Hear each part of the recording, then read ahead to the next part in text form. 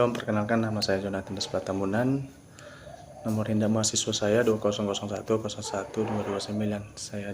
Saya mahasiswa dari Institut Agama Kristen Negeri Tarutung, semester 6. Tujuan saya membuat video ini adalah untuk memenuhi tugas mata kuliah Teologi Alkitab yang diampu oleh Dr. Baginda Sitompul, MPD. Baik, sekian dari perkenalan saya. Terima kasih. Baik, di sini saya akan membahas mengenai hubungan teologi Alkitab dengan homiletika.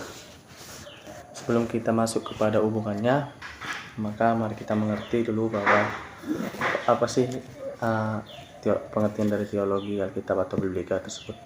Baik, di sini dikatakan bahwa teologi Biblika adalah sebuah usaha untuk menyelidiki sejarah yang tertulis dalam kitab suci di mana Tuhan telah menyatakan dirinya kepada bangsa Israel, hingga para penulis kitab Perjanjian Baru yang menekankan pentingnya ruang doktrinal dari sudut pandang para penulis yang berbeda-beda.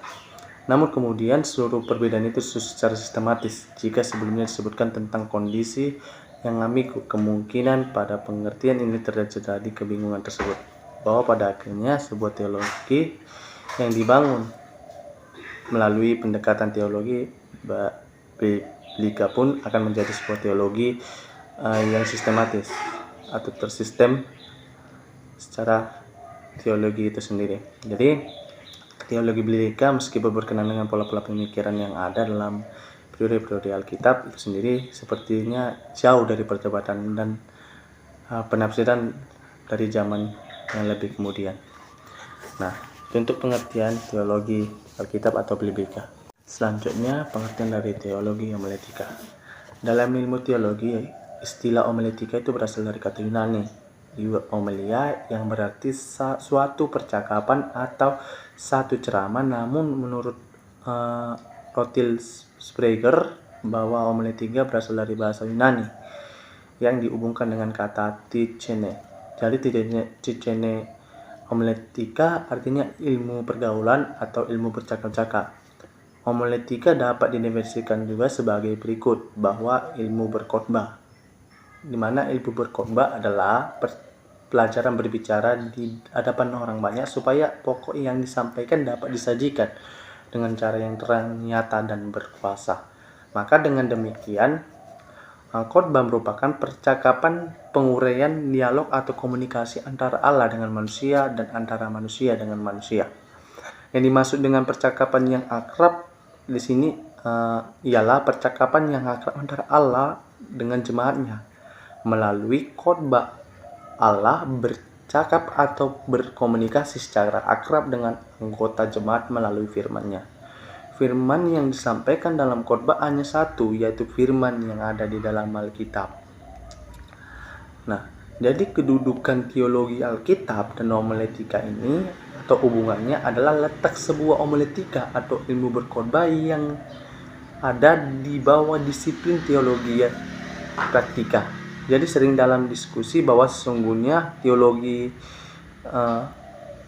Alkitab atau Biblika memiliki suatu peranan yang sama pentingnya dengan teologi-teologi yang lain.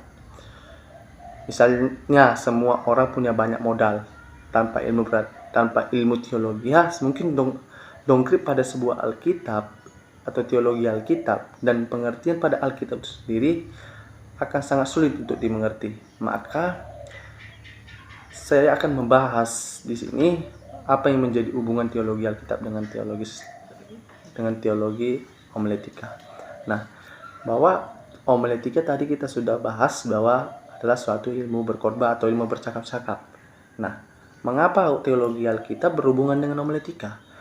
Karena ketika kita mau melakukan suatu khotbah dalam satu gereja, maka sumber dari segala khotbah yang kita sampaikan firman Tuhan dan dituliskan di dalam Alkitab. Maka sangat penting hubungan ataupun juga kedudukan pada teologi Alkitab dengan homiletika ini. Maka peran penting Alkitab sungguh diutamakan dalam berkhotbah. Jadi itu mengapa hubungan teologi Alkitab dengan teologi homiletika itu sangat berperan penting. Nah, kemudian ada dua unsur yang perlu kita ketahui dalam berkhotbah, yaitu bagian dari pendengar dan berkhotbah. Nah, pendengar ini ada dua, yaitu Tuhan dan manusia itu sendiri. Nah, pendengar yang didengar oleh Tuhan adalah kenyataan atau fakta dari firman Tuhan yang disampaikan oleh si khotbah tersebut, atau seorang yang melakukan percakapan antara jemaat yang ada di gereja. Jadi Tuhan melihat, mendengar langsung apa yang disampaikan, maka Tuhan menurunkan Roh Kudus ke dalam seseorang yang menyampaikan khotbah atau firman Tuhan pada suatu gereja tersebut. Nah, kemudian manusia mendengar dan menerima apa yang disampaikan oleh khotbah di dalam suatu firman Tuhan yang bersumber dari Alkitab tersebut. Maka itulah untuk bagian unsur pertama dari pendengar. Nah, berkhotbah. Nah, homiletika berkhotbah itu teknik atau seni. Jadi cara teknik dan seni itu sangat penting dalam berkhotbah yang harus perlu diketahui. Nah, untuk kita melakukan berkhotbah, maka kita harus memiliki hubungan dengan Tuhan. Dalam artian bahwa hubungan dengan Tuhan memiliki suatu tindakan yang dapat ditiru. Contoh, misalnya ketika kita menyampaikan tentang jalan keselamatan, bahwa kita harus saling menolong sesama kita, tidak menjatuhkan orang lain, maka sesuaikan apa yang difirmankan oleh Tuhan dengan perbuatan dalam kehidupan kita sehari-hari. Nah, makanya perlu ketika kita berkhotbah memiliki hubungan dengan Tuhan, supaya kita tidak tersesat ataupun menambah sebuah kata yang tidak menjadi sesuai dengan firman Tuhan itu sendiri. Nah, kemudian memiliki sikap yang baik. Nah, jadi hubungan dengan Tuhan dengan sikap baik ini sangat berhubungan sangat erat. Nah, kita berhasil untuk maju berkhotbah menyampaikan firman Tuhan, maka kita akan memiliki sifat yang baik itu sendiri. Maka daripada itu pentingnya juga bahwa dalam berkhotbah memiliki sikap yang baik.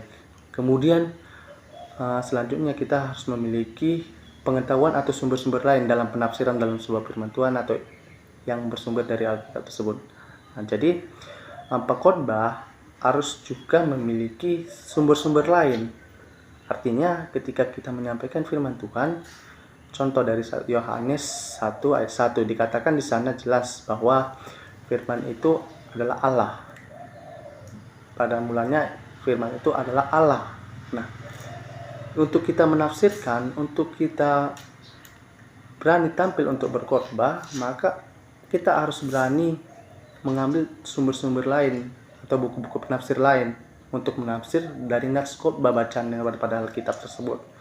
Maka daripada itu, seorang pengkhotbah harus memiliki buku pendukung atau buku penafsir atau referensi-referensi lain dalam menyampaikan sebuah khotbahnya di dalam satu gereja. Nah, yang terakhir yaitu pandai berkomunikasi. Nah, mengapa seorang pengkhotbah harus pandai dalam berkomunikasi? Karena di dalam berkomunikasi berperan penting untuk menyatakan kebenaran dari firman Tuhan. Jadi tidak sembarangan orang menyatakan firman Tuhan tanpa memiliki skill komunikasi atau disebut dengan public speaking.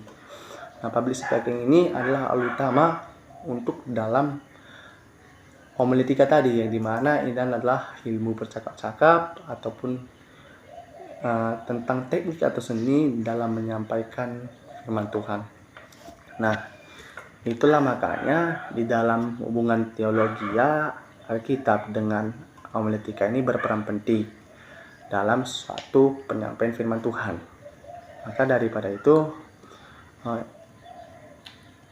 mari ketika kita berkhotbah jangan asal berkhotbah, jangan asal maju, karena akan ada kesesatan yang akan disampaikan. Banyak seorang hamba Tuhan yang tersesat dengan melarikan apa yang menjadi konteks pada Alkitab tersebut. Demikian yang bisa saya sampaikan. Sekian dan terima kasih.